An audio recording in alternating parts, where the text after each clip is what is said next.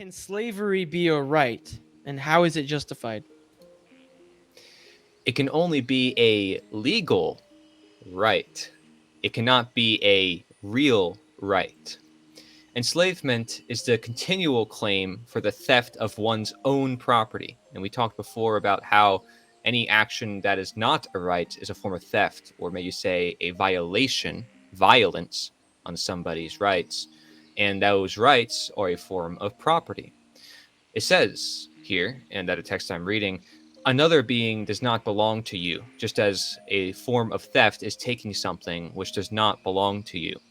Even if we don't accept the premises of rights, we can understand why abolitionism, which is the act of abolishing, particularly it's the movement from the 19th century of abolitionists who wanted to end slavery, why it was done in the past. It was done for moral and ownership purposes. Legality cannot become morality, turning rights into privileges that must be granted or revoked. One can only claim to do this and convince others that it is legitimate. We'll talk much about that. Legality as imposed morality is claiming the theft of one's own moral compass, conscience, and freedom of choice, because it's telling people how to live their own lives. It does not matter how people have justified slavery in the past, because the act itself is a claim of ownership over somebody who does not belong to the claimant. It's not just immoral, it's incorrect. Again, I could only breathe for myself, Aaron could only breathe for himself. I could, my mouth is my own, right? These hands are my own. So, justification, if we look at the word justification, it comes from the Latin noun jus, which means right, and the Latin verb facere, which means to create or make, meaning to create a right. Not that it's actually right, not that this is actually right to do, but creating a right. And so slavery is not the only example of an act that is wrong gone unaddressed, especially back then when everybody saw it as natural and necessary of society. It's not just an example of an action that is wrong. As democide, another action is the top cause of unnatural death. A lot of people are unaware of what democide is. It stands for death by government. It is responsible for deaths carried out in the name of following orders, often for the greater good, making a justification, thereby suppressing individuals' own moral compass or conscience, questioning if that action, an individual action, should actually be committed or condoned. So, an individual, if they're following orders, they're suppressing their conscience. They're not thinking for themselves. They're saying, I'm just going to follow orders. And they might even try to abdicate responsibility, right? They might say, well, I was just following orders, so it's okay. So a wrong is always a wrong, and a right is always right. We talked about what a right is before, even if it takes centuries to find this out and align our actions toward it. And it has. What improvements have we made just over the past decades of time of our morality and the way life has changed because of it? Chaos will ultimately ensue in our ignorance to teach us our wrongs. Chaos is a teacher.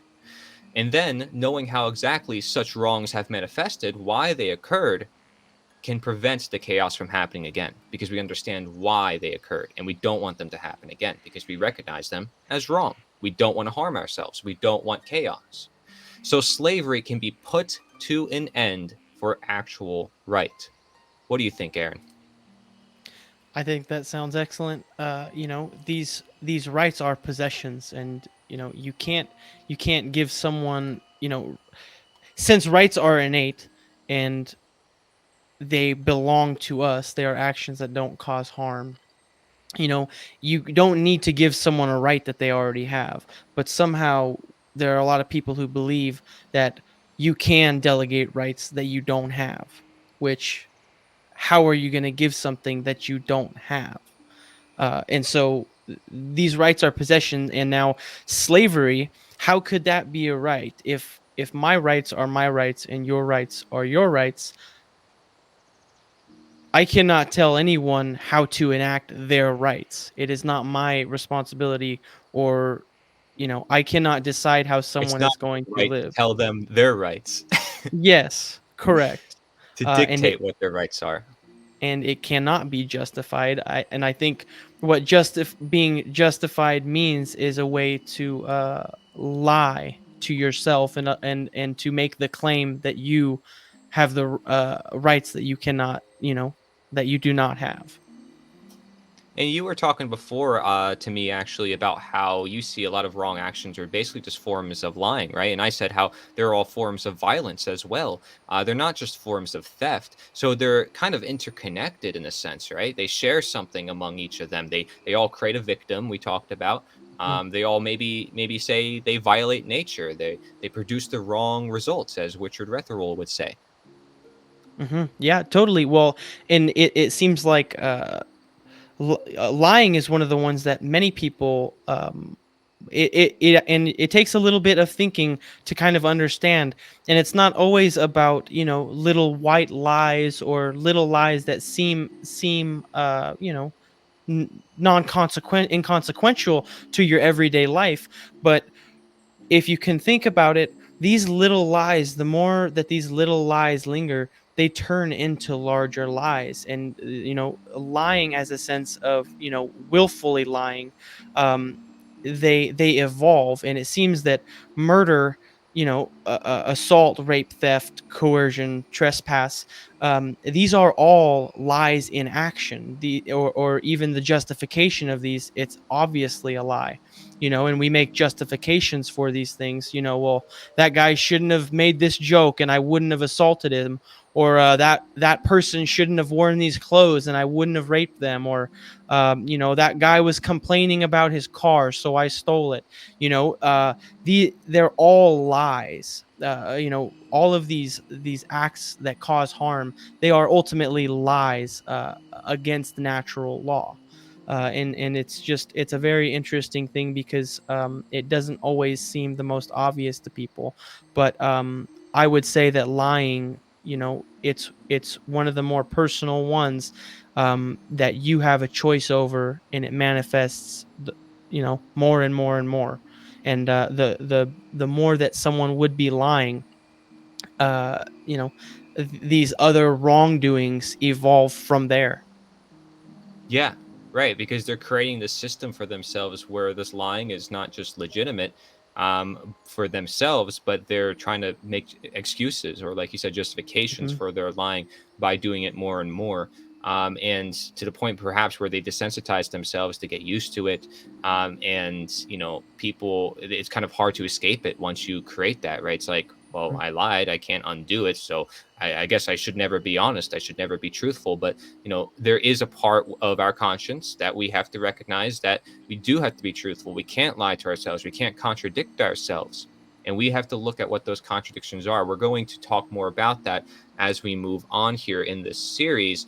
You have to question, why aren't we taught what rights are in school? Why aren't we taught this knowledge? Do we really know what slavery is? Can we really say that slavery has ended?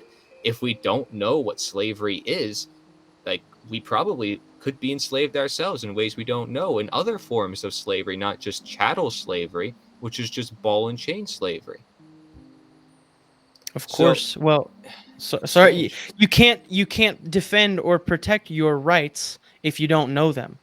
You mm. can only think that you're defending your rights. Yeah, and to add to that, I would like to say that like natural law could be equated to truth or nature itself. We're just finding out what's the purpose for humanity, what's our destiny, what is right for us to do, based on our experience, our history, based on our effects of what we're getting from our behavior. Are we getting chaos or are we getting order in our world? And this is also detailed in many occult texts, right?